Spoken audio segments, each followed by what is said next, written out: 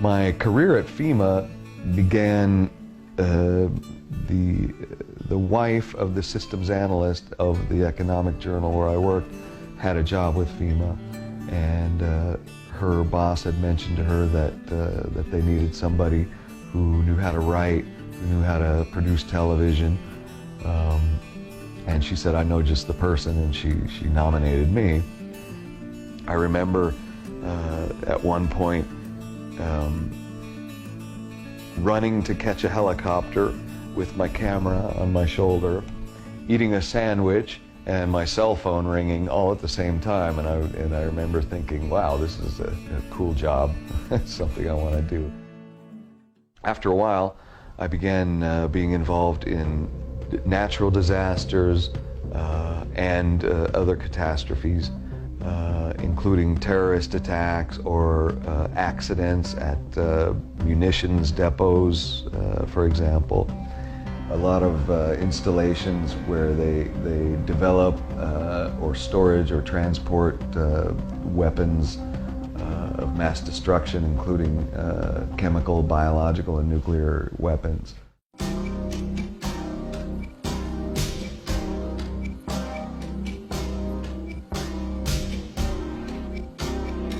I've got videotape of what's called ton containers full of VX gas. I've got videotape of the disarming of a nuclear bomb. A lot of situations that are typically characterized as confidential or top secret.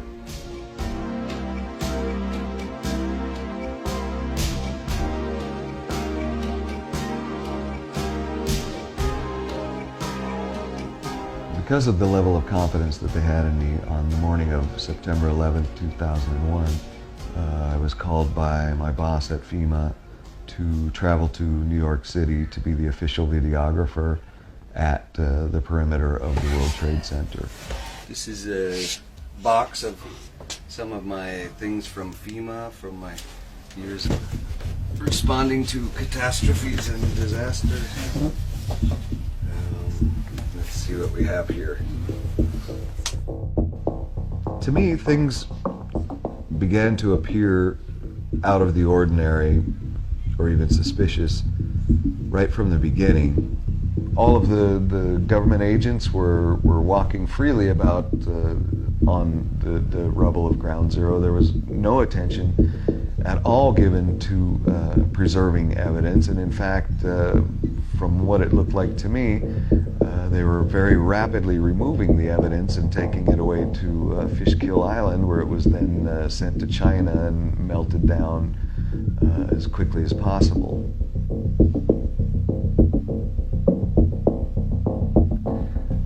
To me, the most suspicious thing of all of what happened on September 11th is what happened to Building 7 of the World Trade Center. Very few people know that in fact 3 buildings collapsed. This building was not hit by any airplane, didn't have any structural damage as a result of any airplane, or much structural damage as a result of the Twin Towers falling. But amazingly enough, Building 7 fell in a perfect textbook type implosion, taking only 6.5 seconds for a 47-story building to fall completely into its own footprint.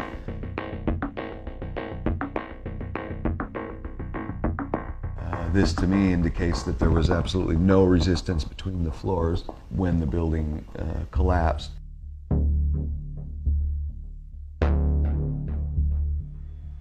I was told that I needed to be on call 24 hours a day in case one of the black boxes were discovered. The chances were good that at least one would be found. However, these indestructible black boxes, not even a molecule was found. Supposedly they were vaporized in the collision. But I have footage of the seats of the airplane, landing gear, the rubber tires, aluminum fuselage. A lot of things that are a lot more sensitive to heat and impact than a black box, and yet they somehow managed to survive the collision. whereas the black boxes, oddly enough, did not. One thing I am certain of is that the agencies of intelligence of the United States of America knew what was going to happen and at least let it happen. And considering the unusual events around WTC-7, I'm at the point of concluding that not only did they know it was going to happen, that they in fact collaborated. Thanks for being here. Appreciate it. Thanks.